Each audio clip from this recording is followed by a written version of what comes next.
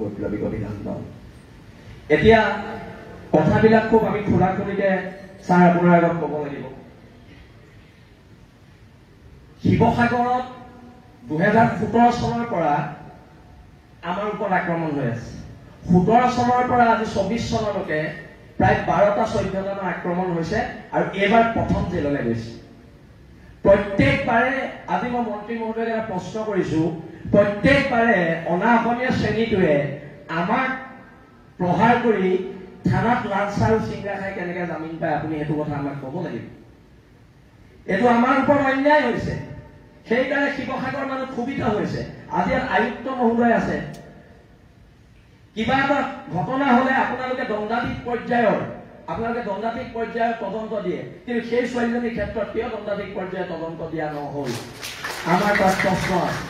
আপোনালোকে ৰাতিৰ ভিতৰত NSA লগাই আমাক 3 মাহ জেলত ভৰাব পাৰে, কিন্তু সেই মানুহকেইজনৰ ওপৰত দণ্ডাধীশ পৰ্যায়ৰ কিয় এটা তদন্ত ঘোষণা কৰা নহলে? আৰু প্ৰশাসনৰ মানুহ কিয় তাত গৈ ছোৱালীজনীৰ ওচৰলৈ এবাৰ যাব লাগিছিলে? আৰু এটা কথা মই স্পষ্টকে কৈছো, যেতিয়া ছোৱালীজনীক ছাৰ মাৰিছে, ছোৱালীজনীক যেতিয়া মাৰিছে, ছোৱালীজনীৰ বিৰুদ্ধে গৈ পেলাই এজাহাৰ দিছে, যিকেইটা মানুহে মাৰিছে, আৰু সেই এজাহাৰখন উঠাব লাগিব। সেই এজাহাৰ অসম চৰকাৰে উঠাব লাগিব, এইটো আমাৰ দাবী আছে। বাৰে বাৰে আমাৰ থলগিৰি খিলন দিয়া মানুহখিনিয়ে বাৰে বাৰে আমি অত্যাচাৰৰ সন্মুখীন হৈছো। আজি যদি ছাৰ মই আপোনাক কৈছো, আজি যদি আমি ওলাই নাহিলোহেঁতেন ৰাজপথত, সেই মানুহকেইটাই আজি জামিন পাই ঘৰত বহি থাকিলেহেঁতেন। সেইটো শিৱসাগৰ মানুহৰ ঐক্যবদ্ধ সংগ্ৰামৰ জয়। আজি আপোনালোকে জাতি মাতি ভেটিৰ কথা কয়, দিছপুৰৰ মস্তত দখল কৰিছে। আপোনালোকে জাতি মাতি ভেটি আমাৰ খিলঞ্জীয়া মানুহখিনি যদি সুৰক্ষা নিদিয়েতো নহব। আপোনালোকৰ প্ৰধান কাম সুৰক্ষা দিয়াটো। ইয়াত মাৰোৱাৰী সমাজৰ মানুহ বহি আছে। আপোনালোকে কওক, কোনদিনা কোনোবা সংগঠনৰ মানুহে আপোনালোকৰ লগত অভদ্ৰামী ব্যৱহাৰ কৰিছে? আপোনালোকৰ বিপদত বসন্ত দাই কৈ গল, চৰিতা তস্তিবাল মাৰোৱাৰী সম্প্ৰদায়ৰ ছোৱালী আছিলে, বসন্ত গগৈহঁতৰ নেতৃত্বত তেতিয়া আন্দোলন হৈছিলে। এজন মাৰোৱাৰী মানুহে দোকানৰ চাটাৰখন মাৰি চৰিতা তস্তিবালৰ কাৰণে ওলাই নাহিলে। কিন্তু এজন মানুহ আপোনালোক ওলাই নাহিলে। আপোনালোকৰ জাতিত কিয় আপোনালোকে ব্যৱসায় ডাঙৰ বুলি ভাবিলে? অকল ইয়াৰ থলগিৰি মানুহখিনি আমি ওলাই আহিলো, আৰু চৰিতা তস্তিবালক আকাশুৰ নেতৃত্বত হোৱা আন্দোলনত চৰিতা তস্তিবালে ন্যায় পাইছিলে। কথাবিলাক আপোনালোকে গুৰুত্ব দি শুনক। আজি খিলঞ্জীয়াৰ মাটি আপুনি হাইৱে কিনাৰ যাওক, আমাৰ মাটি নাই, চব কিনি লৈছে বহিৰাগত মানুহে। আমি ক'ত থাকিম? আমাৰ ভৱিষ্যত প্ৰজন্ম ক'ত থাকিব? আমাক মাটিৰ ওপৰত অধিকাৰ লাগিব। আজি ইয়াত মাৰোৱাৰী সম্প্ৰদায়ৰ মানুহ আছে, আমি ৱেলকাম জনাইছো অহাৰ বাবে। আপোনালোকৰ যিবোৰ প্ৰতিষ্ঠান আছে, 80% মানুহ আমাৰ খিলঞ্জীয়া মানুহ আপোনালোকে নিয়োগ কৰিব লাগিব। আপোনালোকে ইয়াত আহি বেপাৰ কৰি আছে, আপোনালোকৰ সমাজ জীৱনৰ প্ৰতিটো একো নাই। আপোনালোকৰ শিৱসাগৰ সমাজ জীৱনৰ প্ৰতি কি অৰিহণা আছে? একো অৰিহণা নাই। আপোনালোকে অন্তত খিলঞ্জীয়া মানুহখিনি দিব লাগিব চাকৰি। কালি প্ৰতিবাদ হৈছে, হাজাৰ হাজাৰ মানুহ। কোনোবাই আপোনালোকক কিবা এটা বেয়াকে কৈছে নেকি? এইটো আমাৰ সহনশীলতা। কিন্তু আমাৰ সহনশীলতাটো আপোনালোকে আমাক দুৰ্বলতা বুলি নাভাবিব। আমাৰ সৰলতাটো আপোনালোকে দুৰ্বলতা বুলি নাভাবিব। আপোনালোকে যে ইয়াত বেপাৰ কৰি আছে, কেলে বেপাৰ কৰি থাকিব পাৰিছে জানে? অসমীয়া মানুহ অতিথি পৰায়ণ, অসমীয়া মানুহ সহজ, অসমীয়া মানুহ সৰল, সেইকাৰণে পাৰিছে। কিন্তু আমাৰ সৰলতাটোক আপোনালোকে আমাক ভয়াটো বুলি নাভাবিব। এতিয়া ৰমেশে ডাঙৰীয়া আছে, কালি মোৰ এগেইনষ্টত এজন মানুহে গুৱাহাটীত কেছ দিলে, তেওঁ আপোনালোকে 2টা PSO দি দিলে।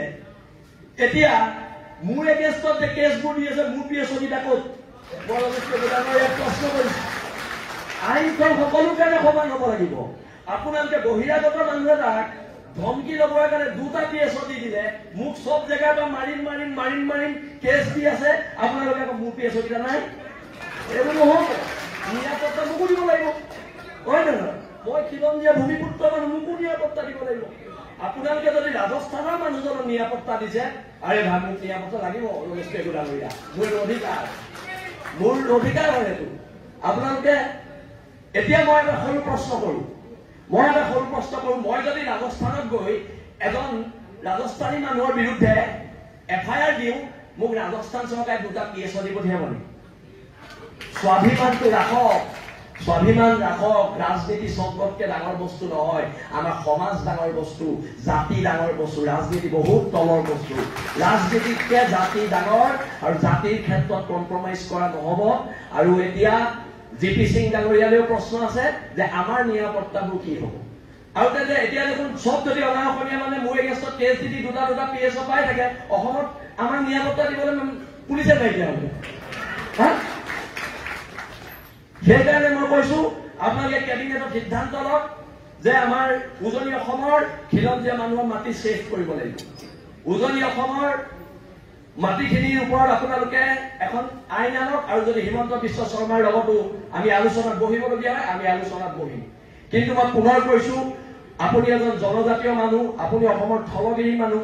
ময়ূৰ বৰগোহাঁই সদৌ অসম তাই ছাত্ৰৰ সন্থাৰ পৰা গৈ